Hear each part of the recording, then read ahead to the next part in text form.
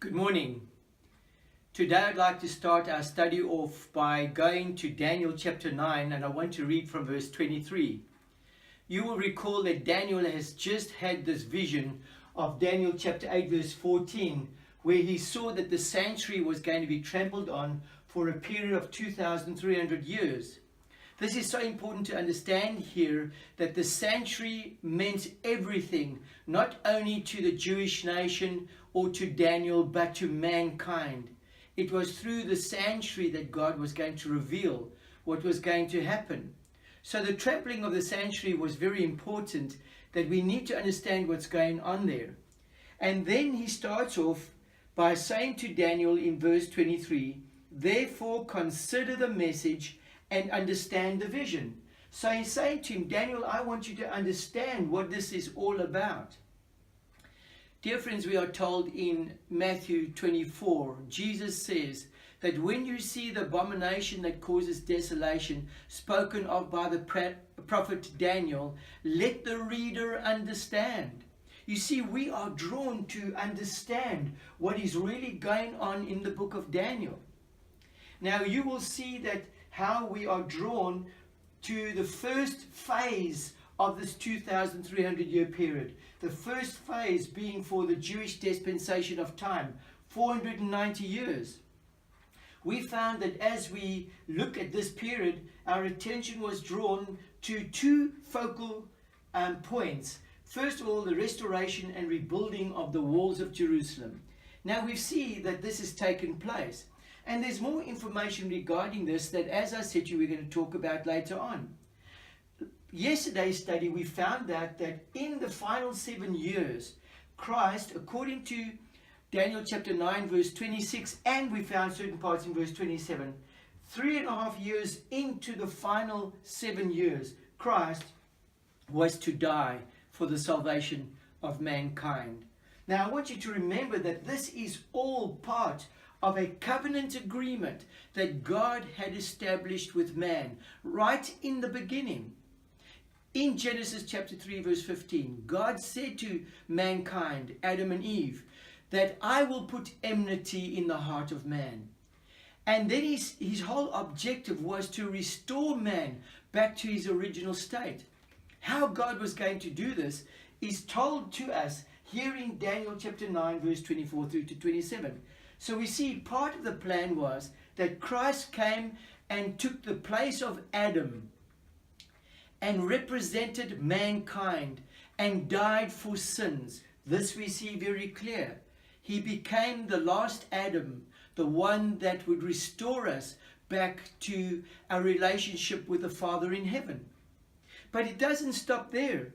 I want you to notice in verse 27 that we saw, it says there, he will confirm a covenant with many for 1/7.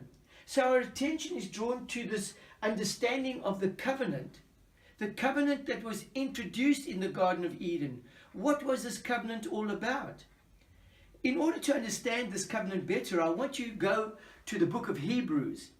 Now, the book of Hebrews is not found in the Old Testament, but in the New. And in chapter 8, Paul writes to us about a very interesting experience that took place with the Jewish nation and God's people. He says there in verse 8, but God found fault with the people and said, the time is coming, declares the Lord, when I will make a new covenant with the house of Israel and with the house of Judea. Here I want to draw your attention to the fact that Israel has been split up into two sections. Israel, the 10 tribes of the north, and the 2 tribes remaining in the south, Judea. He says, this is the covenant I will make with the whole house of Israel and with the house of Judea. Verse 9, it will not be like the covenant I made with their forefathers when I took them by the hand and led them out of Egypt, because they did not remain faithful to my covenant and turned away from them, declared the Lord. You see, it's interesting that God had tried to get mankind to be restored to him in so many different ways by introducing sacrificial systems, by introducing services which if they understood and actually followed, would have saved them. But they failed to do that. They failed to understand that God was trying to save mankind. So God comes along and he says, I cannot rely on the faithfulness of man. And so he sends his son to become a man. He's born in a manger. He's our son. He's given our flesh, and our sins are placed on him. He becomes the representation of mankind before the Father. And he comes to be faithful. It says, interestingly there in verse 10, this is the covenant I will make with the house of Israel after that time, declares the Lord. After this time of rebellion, he says, during this time, I'm going to do something. He says this, I will put my laws in their minds and write them on their hearts. I will be their God and they will be my people. You see, here we get this impression or distinct understanding that God says, no longer will you rebel against me, for I will have written my law on your heart and on your mind. You will be doing it. You'll be doing it naturally. It actually says further in verse 11, no longer will a man teach his neighbor or a man his brother, saying, know the Lord, because we will all know him, for from the least of them to the greatest. Then he says in verse 12, part of the covenant agreement, for I will forgive their wickedness and will remember their sins no more.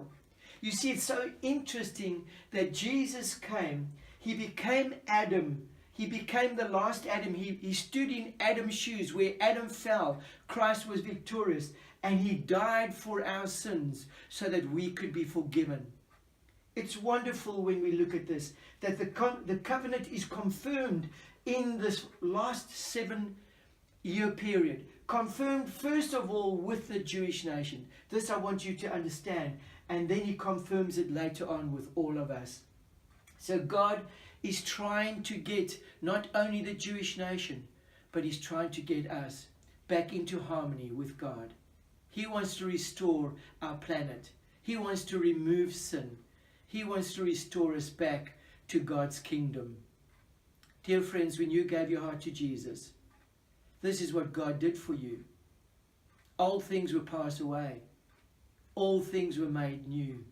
And this was made possible by what was happening in these final years. Christ died for our sins so that we could be forgiven. And in this period of time, by taking on human form, he kept what mankind was not doing.